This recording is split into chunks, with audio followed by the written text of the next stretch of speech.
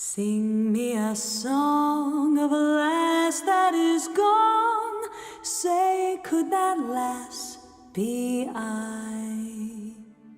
Mary of soul, she sailed on a day over the sea to sky. Hey you guys, Owlvine here. So I'm just sitting in my creative space at the moment. I have no makeup on, as you can see. You guys haven't seen me like this before. But I couldn't really be bothered putting makeup on, and I did just want to make a video. So this is me without makeup. My throat is going a bit hoarse, and because I've had a really big weekend. It was so much fun. I went to a wedding. So one of my husband's cousins got married, and my husband's side of the family knows how to party. So we had an amazing night. I'm still just recovering from that, really. Yeah, but it was a lot of fun, and I made some really, really good connections with some people, got a bit closer to some people, and just had a really late night. And when I was younger, I used to be like the last one awake. You know, the first to get up in the morning if there was a party happening, kind of thing. Now, not so much. Now I need my sleep. Anyway, so it's quite a warm day today as well, which always kind of brings my energy down a little bit, but I've been enjoying it. I'm sitting here kind of working on some things. I've got like my astrology books out at the moment. I've got a visual diary. I've got some tunes happening in the background as well. And I'm just sitting here just in flow. I feel really in flow. You know, I'm just exploring different things, and my mind's taking me different places, and it's really fun. I have been working on my art a lot over the last couple of weeks. And my creative story isn't something that I've shared before. I don't feel ready to share it yet because I still feel like very much the story is being written right now, you know. And more than in the general sense of the word. There's some big things I'm kind of facing in my creative journey right now, and it's all going really well. It really is, but I need to keep it like to, you know, in my little space at the moment. But I'm looking forward to sharing that at some future time. I feel like it may be helpful to other people as well, because we are all creative beings. You know, and so many people have like dreams unrealized because they're too afraid to go into them, to try. You know, they've been told somewhere along the way that they're not good enough, or, you know, whatever it may be. Anyway, so it's something that I'd like to talk more about because I feel like, yeah, that would be a good thing. But it's a process I'm going through right now, and it's been incredible. You guys know that I've been experiencing transformational energies. Pretty much, like, I haven't been online terribly much lately, but every time I am, I'm kind of talking about something to do with that because that's like the theme of my life right now. Transformation. And for the first time, I feel in a new stage of transformation. You know, in my life, I've experienced a lot of the death part of transformation, the burning away, the burning up, the pain of it, losing things, letting go of things. But as I've seen, there have been so many things that I've actually been holding on really, really, really tight to. So I feel like I always have to be letting go because I'm holding on to so much. So I've been, you know, when Yule came around for me this year, so Litha in the Northern Hemisphere, so mid-year, when that came around for me, I actually really surrendered to the death process for probably the first time at that level. When I came into witchcraft and magic and paganism, I did at that time more so than I ever had before, and, you know, things moved forward for me. But now especially, I feel like more than ever I've really stepped into that, and I'm seeing huge results in my life now. So, you know, I had this death period, and I loved that it lined up seasonally too. That was, you know, nothing that I did consciously at all. It just, I felt like it at the time. Even though for me, here in winter, I see so much fertility. You know, my land is very fertile. Things are green. You know, a lot of the trees are bare, but there's a lot of greenery and lush and water and just, you know. So for me, I was like, winter as death, yeah, but I don't know, in Australia or my experience, you know, it feels like there's the other spectrum of life death cycle also feels like it comes through, you know, in every season. And same with summer for me. I feel like summer, even though it's like the height of light and people would say the height of fertility, for me it feels like death as well, you know. Like just at this time now, over the last week, our grass has started to die back and it's gotten really hot here, so there's this death there as well. Yeah, so I'm just seeing these cycles just all over the place, and I keep getting symbology, you know, through nature and various happenings, other people, whatever, this constant like rebirth, transformation, you know, new life kind of messages constantly, death cycle, everything, all of that constantly, and I've just been going with it. And you know, there's still a lot of fear that I have, and you know, there's still a long way for me to go, but I'm just like, okay, I'm scared, and there's a lot that I feel like I want / need to do, that feels too big and scary right now. But just one step at a time, one day at a time, one day at a time. You know, I come and I sit here, and this is like this is like my hub at the moment, just this space, which is why I just decided to set up a video camera. And you know, I used to spend majority of my time in front of my altar, which is behind me, which you can kind of see. I've just redone it today, yay, finally. Yeah, but this is where I'm spending majority of my time now, in this sacred space. You know, I have these little spaces everywhere. So yeah, transformation has been massive. Let me see. Right, I've got some minutes. For me, a huge part of this particular phase of the Phoenix death cycle and rebirth cycle, I feel like to get to this point, to really step from the death part into the fertile ashes, I had to really channel masculine energy. I've mentioned before that I have worked with the Horned God for a while, since last year sometime, or the year before actually. No, it was last year. I'm jumping ahead already, it's not 2017 yet. Yes, so last year I began working with the Horned God, and but you know, I had some profound experiences with him, but I didn't really,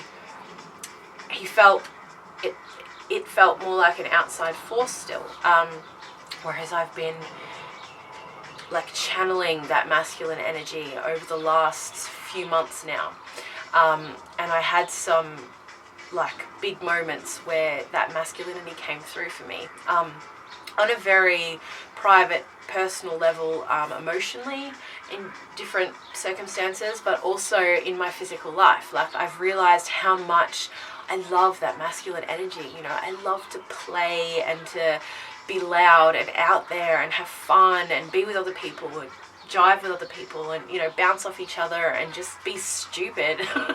I love that, and that's a real, you know, that boyish masculinity.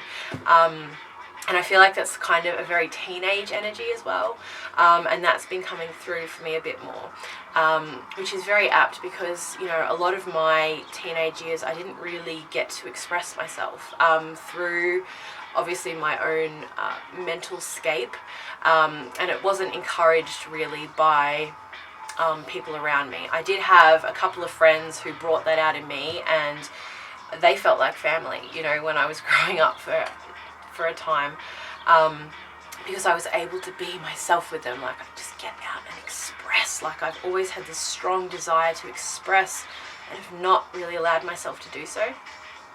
Excuse me.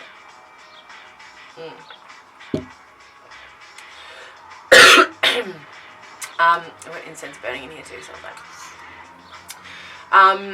yeah. So I'm really, like, I'm just channeling that masculinity, and I'm realizing how important masculinity is to this process. You know, so many of us, I think, due to various life circumstances and, gender roles that we've experienced and what have you, we open up to the goddess more easily than we do to any kind of masculine energy. The thing to remember about energies, firstly, is that I think really they're not binary. Like, we can't break, like, there's parts missing when we say energy is masculine and feminine, or energy is light and dark. There's scope that you're missing, there's things that are left out. But if you are to break up, everything that energy is and kind of give it to representatives, which is, I guess, what we're doing, you cannot ignore the parts that come through in the masculine. And the thing is, masculine and feminine energy is one whole. We're very binary creatures. We like to break things down as much as we can to understand them, but I think we can misunderstand as well if we look at the picture as fractured rather than as a whole at any time. So masculine and feminine traits overlap. A lot of what we understand about masculinity and femininity is cultural roles. It's things that have been taught to us. Oh, well, this is what a man does. Oh, well, this is what a woman does. And it's like, well, in our culture, in our fashion at the time of now, yes, but there's a lot more to it than that. And the other thing that I love is I read in The Body Sacred, whose author I can't remember right now. No, I've got it right here. In The Body Sacred, which is a really fantastic book, and I need to finish reading it and do some kind of review or something on it because it's really good, by Diane Sylvan. She says in there that, energy doesn't have genitals, it's not masculine, feminine. So if there is some kind of male blockage there, for example, could be the other way as well, definitely. But we'll use this example because more people, I think, probably experience this, who will be watching this video than the other way around. If we have that, that war with the masculine, you don't have to use the word masculine.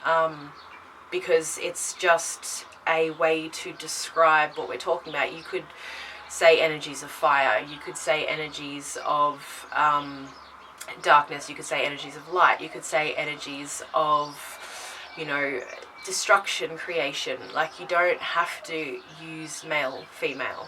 But for me, what I'm talking about is that action, is that passion, is the fire, is the go, is the get out there, get dirty, get into it. That is what I'm saying. What I mean when I'm saying masculinity. It's like the real, like a force, a push, a movement.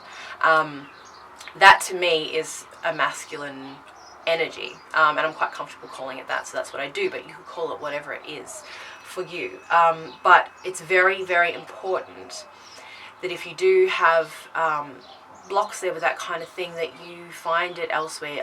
Use other words. I think that we really need the whole. Like, you only get part of the story if you're focusing on creation. You need destruction, you need fertility for growth, and that's what's so beautiful about the symbolism of the phoenix. It's death, ashes to rebirth, to fullness of life and around again, like it's constant, it's an ever-moving thing, and that's what everything in our lives is. We're in constant cycles. Everything moves in cycles all the time. So it's helpful to, I guess, try and think in a more circular way rather than in a linear way. Like, right now my life is in destruction, or right now my life is in creation, or right now things are good, right now things are bad. Like, there's always constant movement, and there'll be overlapping cycles happening all over the place. So transformation energies. I just went off on a beautiful tangent there. My camera is about to die, so I'm going to let it go here for now. I want to talk more about this again. I'm really glad I've been able to get something out. If you guys have any questions, let me know. Anything else you want me to touch on more, because again, there's a lot of things in here I want to talk about, but I want to know what you guys want to hear as well. Because I feel like there's, just never-ending words I could say on this. So yeah, let me know what you'd like to hear, and I am going to keep up with my work here now. and come back and see you soon. I'm going to try and film another video before Christmas, because I want to do a special like happy Christmas thing, and oh my goodness, it's almost 2017. I do have a lot of videos I want to make. I've just been very much in my own little space, and I've had so much going on. It's been crazy. I really didn't expect like this time of year to get so nuts for me, but it's been more crazy than I thought it would be, which I'll tell you all about soon. Yeah, so I wish you all a fantastic day or night or whatever it is whenever you see this. I forgive my non-eyebrows today. I do have eyebrows, just normally I, you know, accentuate them a little bit more.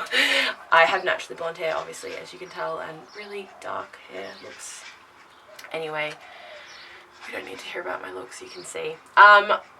Yeah, so whatever you guys are up to, I hope that you are just stepping into flow and feeling the energies of this season. Breathe them in, integrate them, use them, manifest. 2017 is going to be a fantastic year. It's going to be a great year.